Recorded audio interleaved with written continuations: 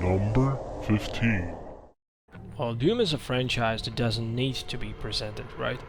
Action game phenomenon, which actually helped creating the genre, returned in 2004, emphasizing the horror aspect of the game, while retaining the great shoot 'em all style you learn to love and respect. The enemies teleporting randomly behind your back, scary zombies, lurking toilet rooms, mutated pigs and spiders. That all was destined to send chills down the player's spine. In fact, the only reason why I did put Doom 3 on the 15th position on this list is because the game is really much more action-oriented compared to the rest of the games mentioned here. Still, it's a great one.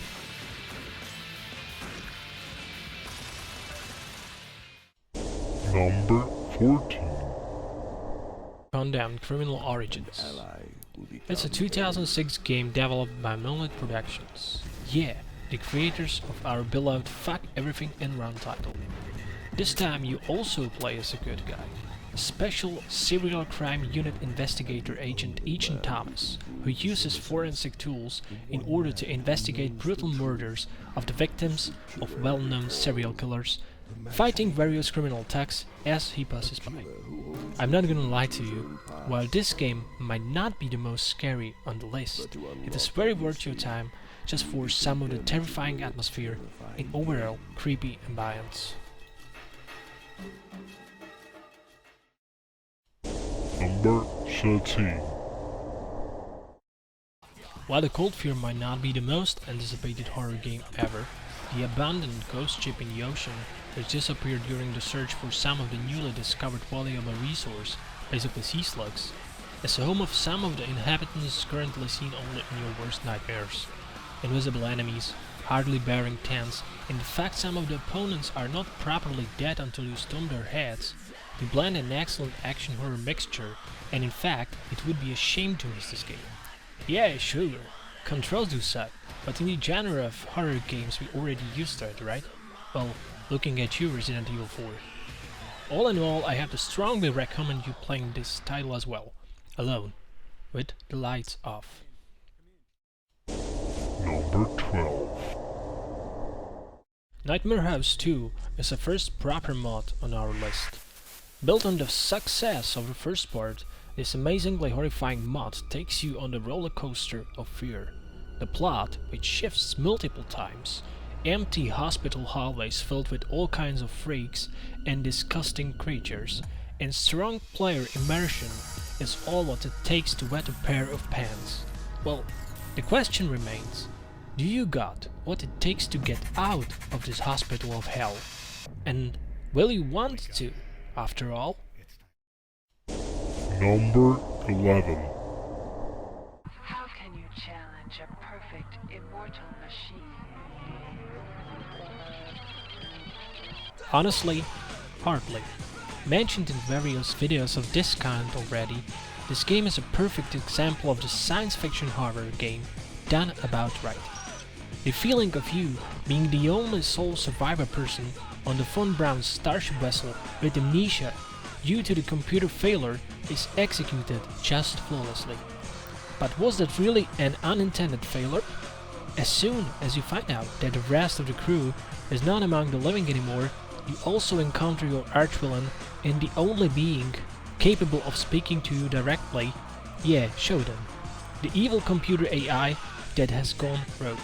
The RPG elements, walking hand in hand with terrific FPS experience, were great in one more thing, giving player a huge amount of unexpected creeps. This title is a pure gold. Enough said. Number 10. When I bought this rather budget 2005 game, I wasn't expecting much of it, to be honest. H.P. Lovecraft is an author who has been covered by various types of media for like a million times before, but this game was something different.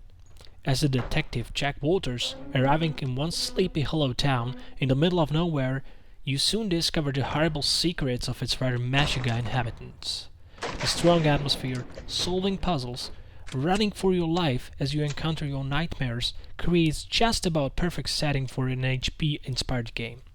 The only complaint I had was the second half of the game, while all of the scary stuff was actually washed away by badly implemented action shootouts with the Tommy gun. Still, it's a solid and spooky stuff right here, I tell you that. Number 9. Search engine modification, developed by undoubtedly skilled guy who calls himself MXD. While the main plot, based on the twisted story of terrorists gaining access to some psychotronic weapons, might not be as interesting, it is the hub, presented as the main character's house, which is scary as hell. Seriously, try to wait until the night falls, and after that you will see some pretty crazy stuff going on in this building. Excellent coding, great not so cheap scares, and the feeling that someone or rather something is with you in your own house is just amazingly well executed. Well, this is a must-have mod, and number 9 on our list. Number 8. I'm pretty sure many of you interested in the genre already heard about this game, and especially this particular level. Although Bloodlines is not that creepy overall as a game, imagine Stephen King's Overlook Hotel with all the ghosts still being held inside, but this time you can actually see their actions directly. Strange noises, dark silhouettes running the dreadful corridors filled with very bad memories, rooms suddenly being set on fire for no apparent reason, except the powers we cannot understand, of course. This hotel is a bad place for a vacation, trust me. And by the way, this is one of the best scripted levels of all time. You can bet you a butt on it. Number 7.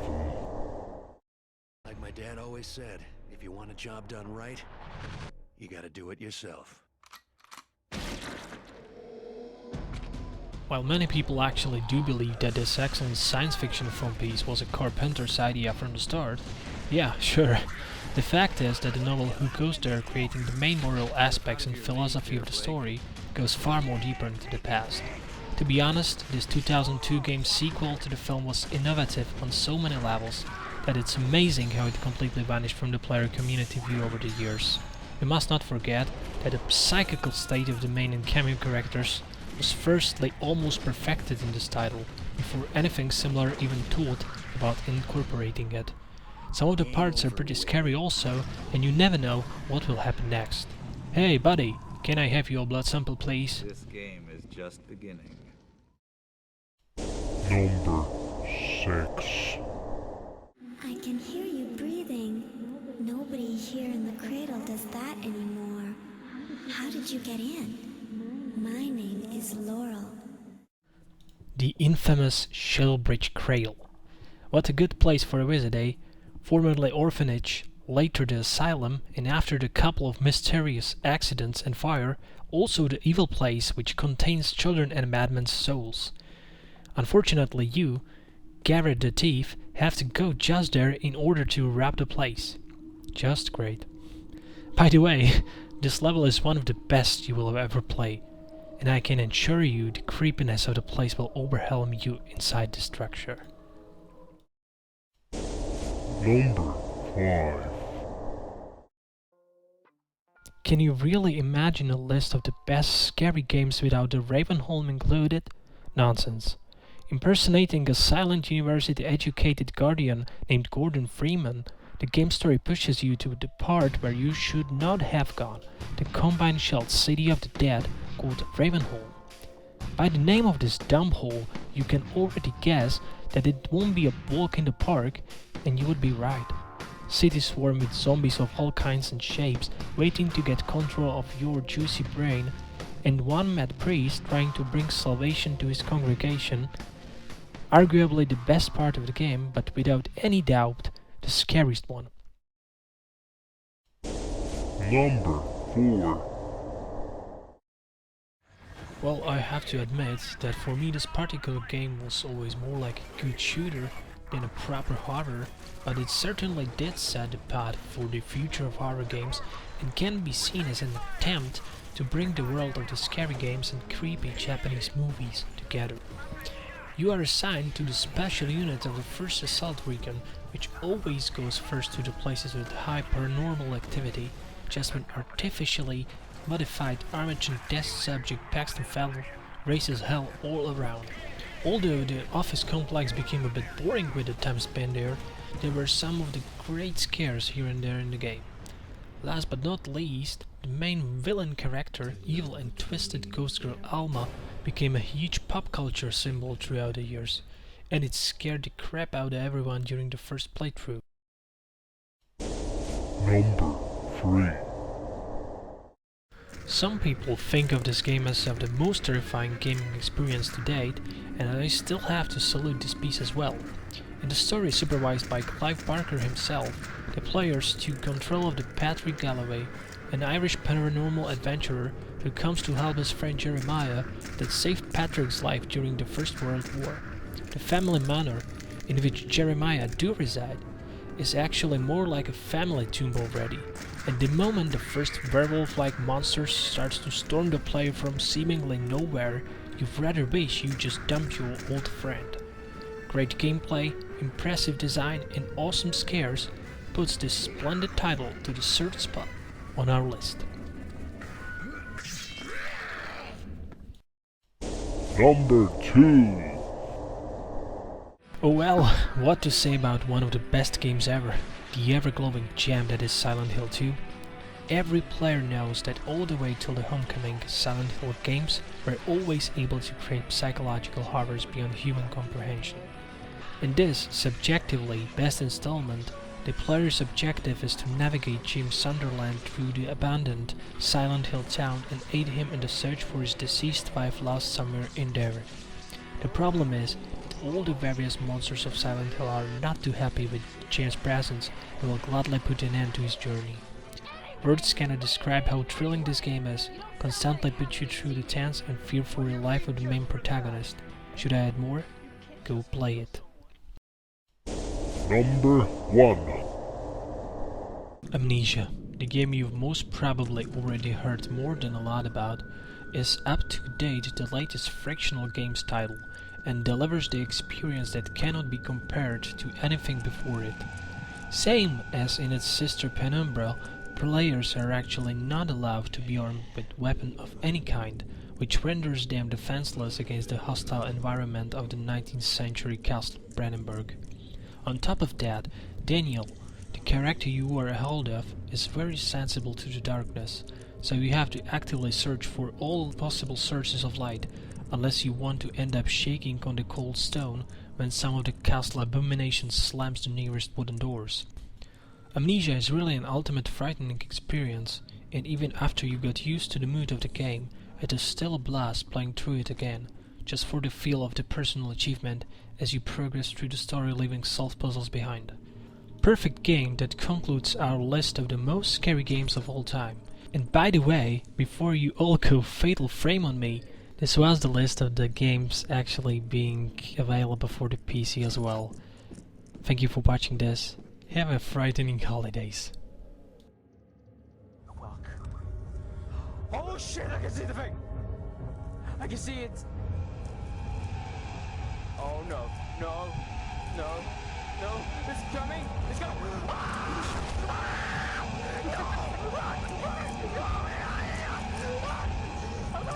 No!